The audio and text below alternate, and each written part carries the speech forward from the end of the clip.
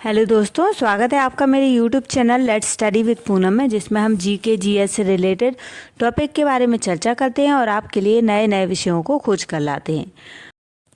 हिंदू धर्म ग्रंथों में अनेक ऐसे दिव्य ऋषियों, देवताओं और पुरुषों के बारे में लिखा गया है जो अमर हैं। इनकी मौजूदगी आंखों के सामने तो नहीं दिखाई देती, लेकिन ऐसे अनेक स्थान, मंदिर या इमारतें हैं जो इनकी अमरता का एहसास कराते हैं। इन दिव्य आत्माओं में से एक है महाभारत कालीन पात्र अश्वत्थामा, जो गुरु द्रोणाचार्य का पुत्र था। महाभारत के बारे में जानने वाले लोग अश्वत्थामा के बारे में निश्चित तौर पर जानते होंगे। अपने पिता की मृत्यु का बदला लेने निकले अश्वत्थामा को उनकी एक चूक भारी पड़ी और भगवान श्री कृष्ण ने उन्हें युगों युगों तक भटकने का श्राप दे दिया। पिछले लगभग 5000 वर्षों से अश्वत्थामा भटक रहे हैं। चिरंजीवी अश्वत्थामा की उपस्थिति का असली प्रमाण मिलता है मध्य भारत में बुरहानपुर के समीप स्थित असीरगढ़ के किले में। सतपुड़ा पर्वत की गोद प्राकृतिक सौंदर्य के बीच स्थित है असीरगढ़ का किला। इस क्षेत्र में ताप्ती और नर्मदा का संगम भी है। यहाँ एक प्राचीन गुप्तेश्वर महादेव मंदिर भी है। यह प्राचीन समय में दक्षिण भारत जाने के द्वार के रूप में भी प्रसिद्ध था। लोक मान्यता है कि इस किले के गुप्तेश्वर महादेव मंदिर में अश्वत्थामा रोज शिव जी की उपासना करने और पूजा करने के लिए आते हैं। इसके सबूत के रूप में मंदिर में सुबह गुलाब के फूल और कुमकुम दिखाई देते हैं। माना जाता है कि अश्वत्थामा मंदिर के पास ही स्थित तालाब में स्नान करते हैं, फिर शिव जी की आराधना करते हैं। यह मंदिर बहुत पुराना है, किंतु यहाँ पर पहुँचने पर विशेष आध्यात्मिक अनुभव होता है। यहाँ तक पहुँचने के लिए रास्ता दुर्गम है। मंदिर चारों ओर खाई से घिरा हुआ है, जिसमें माना जाता है कि खाई में बने गुप्त रास्ते से ही अश्वत्थामा मंदिर में आते जाते हैं। मंदिर तक पहुँचने के लिए पैदल चढ़ाई करनी होती है। इस मंदिर को लेकर लोक जीवन में एक भय सा फैला हुआ है कि अगर कोई अश्वत्थामा को देख लेता है तो उसकी मानसिक स्थिति बिगड़ जाती है। पर मंदिर के शिवलिंग के लिए धार्मिक आस्था है कि भगवान शिव के दर्शन से हर शिव भक्त लंबी उम्र पाने के साथ रोग मुक्त भी हो जाता है। इस मंदिर तक पहुंचने के लिए सबसे करीबी स्थान बुरहानपुर है। यहाँ से लगभग 20 किलोमीटर की दूरी पर असीरगढ़ किले का वह मंदिर स्थित है।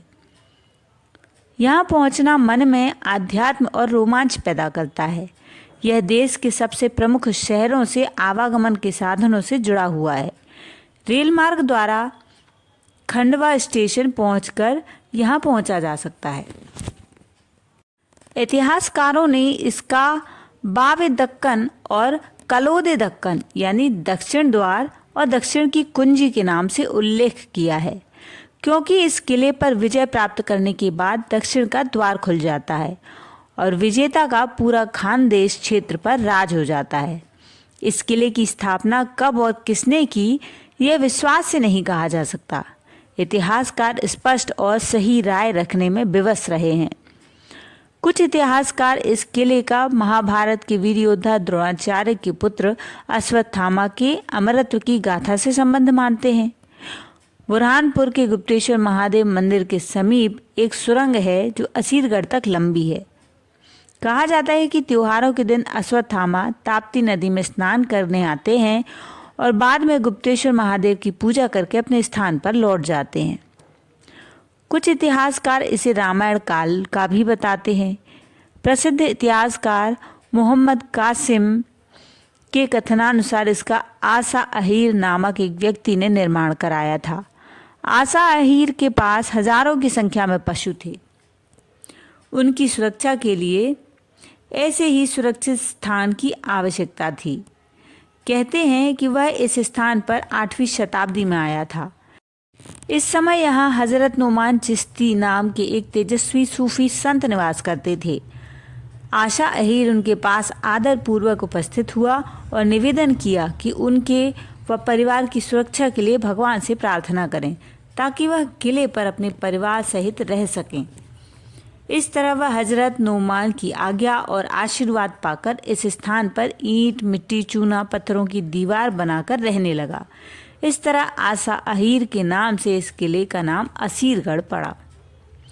किले के संबंध में अजीबोगरीब दास्तानें सुनाई जाती हैं। किसी ने बताया कि उसके दादा ने उन्हें कई बार यहाँ अश्वत्थामा के देखने के किस्से सुनाए हैं। तो किसी ने बताया कि जब वे मछली पकड़ने यहाँ के तालाब गए थे तो अंधेरे में उन्हें किसी ने तेजी से धक्का दिया।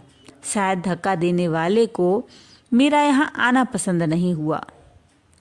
गांव के कई बुजुर्गों की बात ऐसे ही किस्सों से भरी पड़ी हैं। किसी का कहना है कि जो एक बार अश्वत्थामा को देख लेता है उसका मानसिक संतुलन बिगड़ जाता है। इतिहास के सबसे भयंकर 35 चक्रवाती तूफानों में से 26 तूफान अकेले बंगाल की खाड़ी में आए हैं। किंवदंतियां हैं कि जब अश्वत्थामा और अर्जुन ने एक दूसरे पर ब्रह्मास्त्र चलाया था तो ऋषियों की प्रार्थना पर अर्जुन ने अपना अस्त्र वापस ले लिया, लेकिन अश्वत्थामा ने अपना ब्रह्मास्त्र अभिमन्यु की विधवा उत्तरा की कोख पर छोड़ दिया। कृष्ण ने भ्रूण को तो बचा लिया, लेकिन अश्वत्थामा को 6000 साल तक भटकने का श्राप दे दिया। कहते हैं कि तब से अश्वत्थामा उड़ीसा के तटीय इलाके में शिव की पूजा करते हैं और बंगाल की खाड़ी में चक्रवात लाते हैं। पिछले 3 दशक में बंगाल की खाड़ी में कई भयंकर तूफान आए हैं। तो दोस्तों, ये कथा थी असीरगढ़ किले की और अश्वत्थामा की। वीडियो कैसा लगा कमेंट करके ज़रूर बताइए। यदि चैनल पर नए हैं तो चैनल को लाइक, शेयर और सब्सक्राइब ज़रूर करिए। धन्यवाद दोस्तों।